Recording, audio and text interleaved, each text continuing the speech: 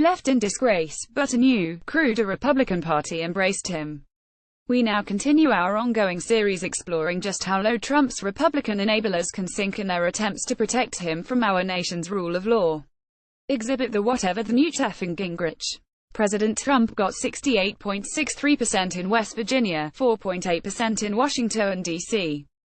Guess where Mueller has a grand jury? Guess how biased it will be? Newt Gingrich at Newt Gingrich, August 6, 2017. Now, let's all first take the necessary moment to just take this masterpiece of bizarre postmodernism in.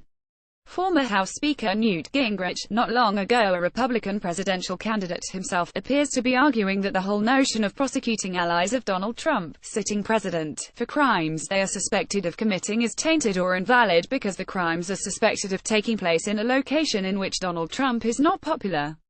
Mind you, for all we know the Donald Trump campaign and/or White House may have committed crimes in West Virginia as well.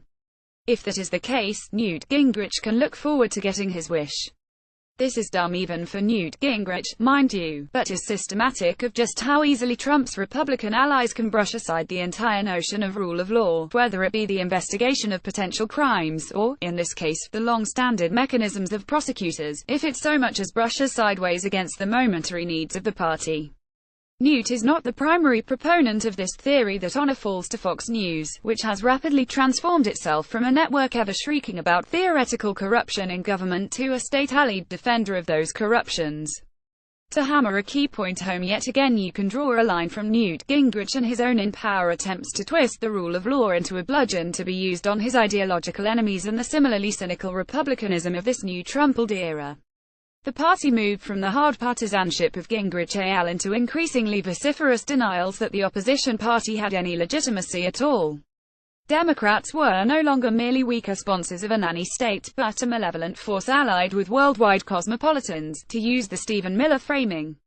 The Republican masters of that era would soon move on to spearhead the gerrymanders of a new era, blocking the opposition party from rule regardless of who got the majority of the votes, or retroactive law passing to strip authority from state officers or state cities that fell into opposition hands. The obsessive conviction that surely the Clinton family had done something wrong, or perhaps 5 wrong things, or perhaps 50 wrong things, rapidly transferred itself to conspiracy theories about John Kerry's military service or a multitude of frothings about whether the nation's first non-white president was a secret Muslim, or a secret foreigner, or had ordered a United States military raid to subdue Texas.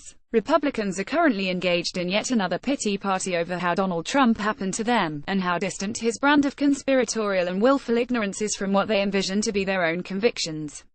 It is all bunk. If Trump had not come along, his replacement would have been in the same mold. He would be contemptuous of the bounds constraining his power, and of laws protecting others from his beliefs. He would rail against immigrants. He would cite conspiracies gathered from the National Rifle Association or filtered from hate groups. He would condemn scientific findings that conflicted from the needs of favored businesses as a plot by international elites. And if his underlings committed a crime, the entire party and movement would rally to his aid. It does not matter if it was Trump or if it was not. Trump is not in command of what party ideologues from Paul Ryan to Newt Gingrich may declare. Whatever arguments come from the mouth or thumbs of Newt Gingrich did that to himself.